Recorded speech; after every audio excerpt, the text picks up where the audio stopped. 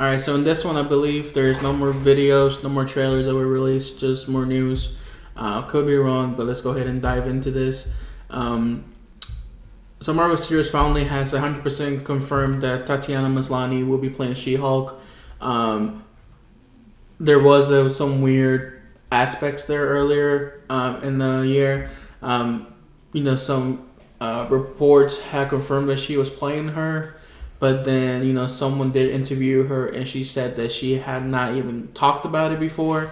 So it was kind of weird, but now with this, it was obviously she was just trying to backtrack, or maybe just waiting until it was 100% confirmed by Marvel themselves.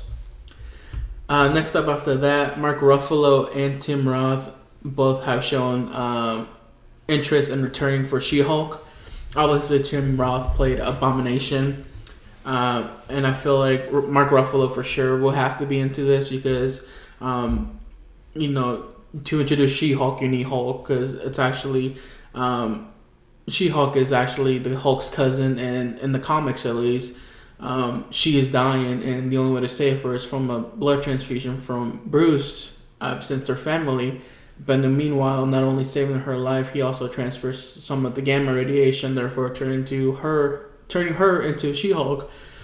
But what's different for her is she keeps all her intelligence. Whenever she turns into the Hulk, she doesn't, she's not like Bruce Banner where he gets lost and the Hulk takes over. Now it's all in one. So that's one of the biggest differences between them. Next up, we do have a Secret Invasion Disney Plus series with Samuel L. Jackson and Ben Mendelsohn. So, which is amazing because this was teased at the end of Captain Marvel when we see Nick Fury out in space, and with Ben's character, I cannot think of his name, Talos, and with Talos on Earth pretending to be Nick Fury. So let's see if they say anything on here about what's it gonna be about. So the Secret Invasion, if you don't know, it is an invasion from the Skull Empire. But by the looks of it, there's gonna be good and bad ones. So maybe they're trying to team up to stop it. And the whole point is you don't know who's a Skrull really, and people you thought were the people you thought never were there. In the comics, like I believe Spider-Woman and Hawkeye had been taken over by Skrulls a long time ago, and no one ever knew. So it's interesting stuff like that that's gonna be able to take place. Maybe bring back characters that we have not seen in a while, and maybe give them new light, or even maim people and switch them up and just bring the bad side. So that's gonna be very, very interesting. Very happy to see the storyline. It's an amazing storyline. I would highly suggest checking out the comic if you have the time. It's very awesome. Following that, we do have. It has finally been 100% confirmed that Christian Bale will be starring in Thor: Love and Thunder, and he will be playing Gore the God Butcher. So I believe this storyline is fairly new. Is the name of his character. He's a God Butcher. He believes the gods aren't doing their job. They're not worthy of being praised. So he's literally going around killing them. So this is really interesting because usually it's Thor going and destroying, trying to show the next threat. Where this one is going for them. And this is where we're gonna see Natalie Portman, Jane Foster, pick up Mjolnir and become Thor.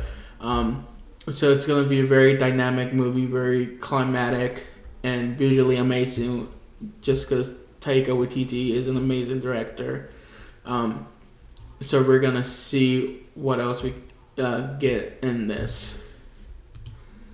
After that, one of the biggest news by far, we finally have confirmation that Marvel is finally gonna do Fantastic Four justice, and they will be directed by the Spider-Man Homecoming director John Watts. So it's in good hands. It's finally in Marvel hands. It's in a good director's hands, and this is gonna be amazing. I cannot wait to see who they will be casting. I'm hoping to go a different route and kind of keep Doctor Doom as a friend in the beginning, and not necessarily making him the villain right away, saving him for the sequel or something afterwards. Just because it's been done before twice already, and we need something new to draw in the audience, so that way they give Marvel Studios their version a chance. Next up, we have the Armor Wars. I wasn't too sure what this was until I clicked on it, and I'm actually really happy about this. This is another Disney Plus series, and this will be for War Machine.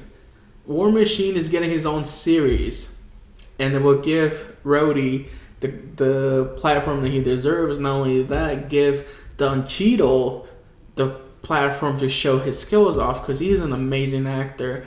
Well, I'm sure it's just excitement and you just want to be a part of Marvel movies, but sometimes I feel like Marvel movies kind of waste their actors. You have amazing actors who get small roles here and there, so it's good to see Don Cheadle will be able to show his skills out and show what he's capable of doing. According to this, Armor Wars was a comic arc of the same name, so maybe I'm not entirely sure what that is, so make sure you check that out, which I will be doing as well. I do see here that it has something to do with stolen Stark tech, which probably would be stolen since the an Endgame their compound was destroyed, so it would be very easy to people come in and steal some Stark tech and try to do some evil things with it. After that, we do have another Iron Man connection, which I think is pretty badass. Probably the biggest turnaround when it comes to new characters being introduced into the comics and then being introduced into the movies. We will be getting an Ironheart series as well. So Ironheart is someone fairly new that was introduced. I believe she's a very young 11 to 13-year-old, and she's a genius. She was actually able to I don't want to say hack or maybe build her own Iron Man armor, which was later, it was confiscated, but it was something that was passed down to her eventually, and she became the newest Iron Man, or I should say Ironheart. The actress who would be playing her, let's see here, Riri Williams. Riri Williams is no, that's not her name. I don't see it. Here says, so a little backstory. Riri Williams, a genius young girl who becomes the successor of Iron Man following Tony's death. So she was only created in 2015 and already in the movies. So at 15 years old, she goes into MIT. She builds her own Iron Man style armor. And she uses to stop inmates. Tony Stark reaches out to her and gives her his blessing to become the new armor hero. It says, but when Tony dies, without him to serve as our mentor, really has around her family, Pepper Potts, and the holographic of Tony's mind. So it's very next generation, the superheroes to come and the younger superheroes. And this could tie into the rumored Young Avengers movie, because definitely you need someone with, Stark mentality, or just like his background and what he brings to the table to any Avengers team. So that's probably going to be tied into that, I have a feeling. So after that, there will be a Guardians of the Galaxy holiday special, which is pretty interesting. And the most interesting I see is that James Gunn is coming back to return to direct it. I'm trying to see how long it would, if it's a long one, short one. Let's see here.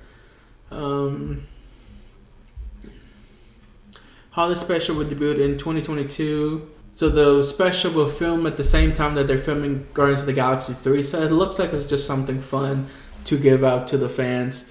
So I don't think it might, it's obviously going to be a lot of fun and very funny, but I don't think it would have too much of an impact into the MCU.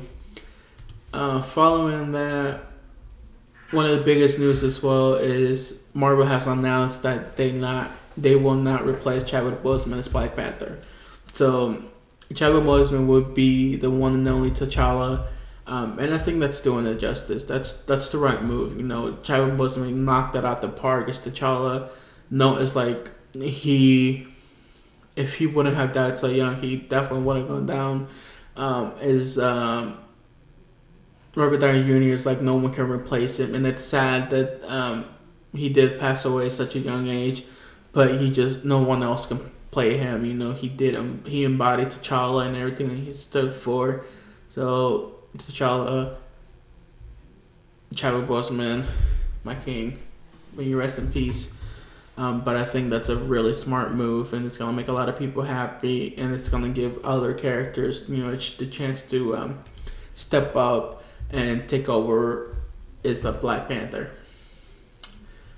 After Black Panther, it was announced the title for the upcoming Ant-Man and Wasp movie, and I'm sorry if I butcher this. It's gonna be titled Ant-Man and the Wasp: Quantumania. So Paul Rudd, Evangeline Lilly, Michael Douglas, Michelle Pfeiffer will be returning. Jonathan Majors was cast as Kang the Conqueror, as well as Catherine Newton joins as Cassie Lang. Peyton Reed will be returning to direct. Doesn't look like we get too much from that, but it's cool to have a name, and it's cool to have confirmation that that what it's gonna be about, basically. And then Guardians of the Galaxy confirmed for 2023, so we're gonna get the holiday special before the movie. And lastly, it looks like we have some details for Moon Knight, so we're gonna see and check that out. Kevin Feige describes it as an Indiana Jones-like adventure. It will be directed by Mohamed Diab. Let's see. So if you don't know, Moon Knight is Mark Spector, a complex vigilante who suffers from dissociative identity disorder. These multiple identities who live inside him are distinct characters in the series and will appear against a backdrop of Egyptian iconography. What wasn't confirmed though was that Oscar Isaac was signed up to be the titular hero, which is very, very weird. But hopefully, that was just a side point, something that they decided not to confirm, just because there was already so much given out. But so right now, Oscar Isaac is the name that we are hearing to play Moon Knight. So that's very awesome. He's an amazing actor. And lastly, this was already shown in movies and reports, but Haley Steinfeld will be playing Kate Bishop in the upcoming Hawkeye TV show, and I'm very excited to see that. Haley is a very talented actress, and I feel like she will knock it out the park again. This could tie into the Young Avengers. You have Haley Steinfeld who will be Kate Bishop. You have Miss Marvel. You have America Chavez. You potentially have one of Vision's children. You have Cassie Lang now as well. So you already have, and now with Riri Williams Ironheart, you have a team of Young Avengers. So that'll be very exciting to watch. So she finally shared something on her Twitter confirming that she will be playing Kate Bishop. So you guys can see it's been a very eventful night. Make sure you check out the other videos for news on Star Wars and the other Marvel trailers. We will be keeping an eye out for any more news to come. So until then, may the Force be with you.